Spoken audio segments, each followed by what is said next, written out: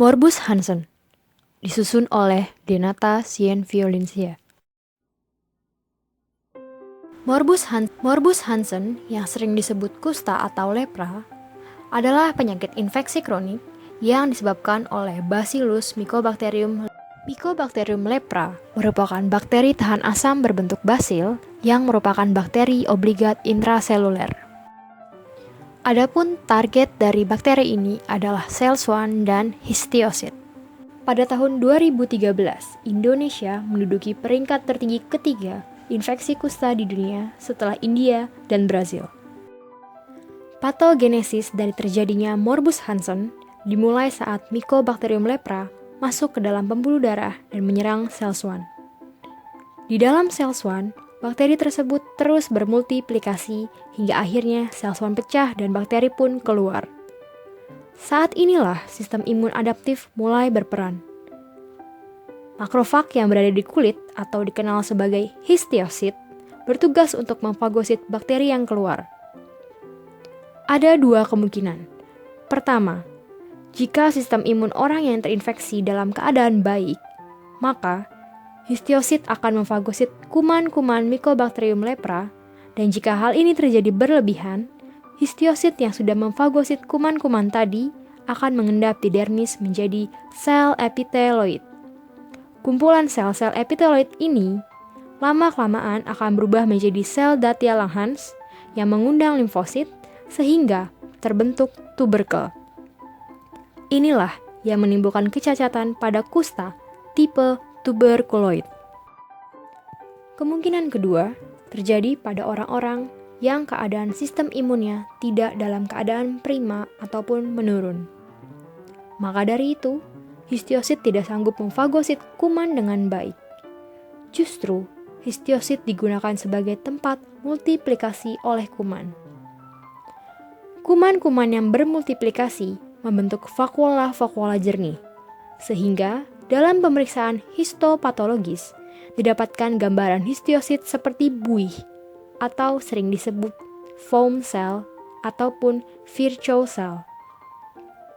Keadaan kedua ini terjadi pada kusta tipe lepromatosa. Ridley Jopling mengklasifikasikan kusta menjadi 5 tipe, yaitu tuberculoid, borderline tuberculoid, mid borderline, borderline lepromatosa, dan lepromatosa. Sedangkan untuk keperluan terapi, WHO mengelompokkan tipe tuberculoid dan tipe borderline tuberculoid ke dalam pauci basiler. Kemudian tipe mid borderline, tipe borderline lepromatosa, dan tipe lepromatosa diklasifikasikan ke dalam multibasiler. Berikut adalah tabel gambaran klinis dari masing-masing tipe kusta. Pada tipe multibasiler, jumlah lesi biasanya lebih dari 5 dan menyerang lebih dari 1 cabang saraf. Sedangkan pada tipe paucibasiler, lesi berjumlah antara 2 sampai 5 serta menyerang hanya 1 cabang saraf. Diagnosis kusta dapat ditegakkan dengan mencari cardinal sign melalui anamnesis, pemeriksaan pembesaran saraf tepi, pemeriksaan sensori, pemeriksaan motorik, pemeriksaan otonom, dan pemeriksaan penunjang. Cardinal sign dari kusta diantaranya 1. Kelainan kulit yang mati rasa. 2. Penebalan atau pembesaran saraf tepi. 3. Ditemukannya bakteri tahan asam. Berikut adalah cara memeriksa nervus ulnaris. Posisi pemeriksa seperti berjabat tangan dengan penderita, dan tangan lainnya meraba bagian belakang dari siku penderita. Ini adalah cara pemeriksaan nervus tibialis posterior. Pemeriksa menyilangkan tangannya dan meraba bagian belakang dari malleolus medialis. Bandingkan antara kanan dan kiri. Sedangkan ini adalah cara memeriksa pembesaran nervus poplitea lateralis. Dapat pula dilakukan pemeriksaan nervus auricularis magnus yang menyilang di musculus sternocleidomastoideus dengan meminta penderita menengok ke arah bahu. Berikut adalah pemeriksaan sensoris yang menggunakan kapas, jarum, serta tabung reaksi berisi air hangat dan air dingin. Pemeriksaan motorik untuk nervus ulnaris dengan meminta penderita untuk menjepit benda dengan kelingking, sementara jari lainnya ditahan oleh pemeriksa. Pemeriksaan motorik dari nervus medianus dengan cara meminta pasien untuk melawan tahanan yang diberikan oleh pemeriksa pada jempolnya. Sementara itu, keempat jari lainnya dipegang oleh pemeriksa. Pada gambar di bawah merupakan gambar dari pemeriksaan motorik nervus radialis. Penderita diminta menggerakkan punggung tangan ke arah belakang melawan tahanan dari pemeriksa. Pada pemeriksaan motorik dari nervus tibialis posterior, penderita diminta melakukan dorsofleksi dengan tahanan dari pemeriksa. Untuk mengetahui adanya gangguan saraf otonom di makula anestesi, dilakukan tes pilokarpin. Daerah kulit pada makula dan perbatasannya disuntikan pilokarpin subkutan. Setelah beberapa menit, tampak daerah kulit normal berkeringat, sedangkan daerah lesi tampak kering. Pemeriksaan penunjang dari kusta yang utama adalah pemeriksaan bakterioskopik. Pemeriksaan ini menggunakan kerokan jaringan kulit atau usapan dan kerokan mukosa hidung ataupun pada cuping telinga yang kemudian diwarnai dengan Ziehl-Neelsen.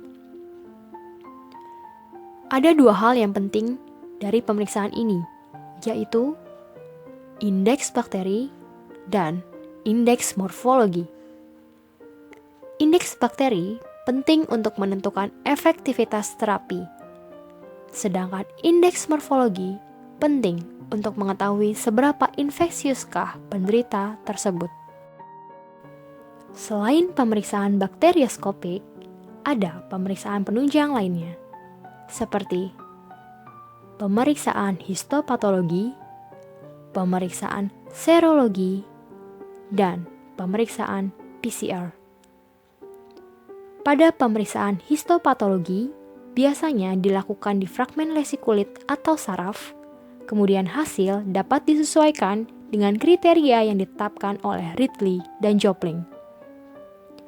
Pada pemeriksaan serologi, didasarkan atas terbentuknya antibodi tubuh akibat infeksi Mycobacterium lepra.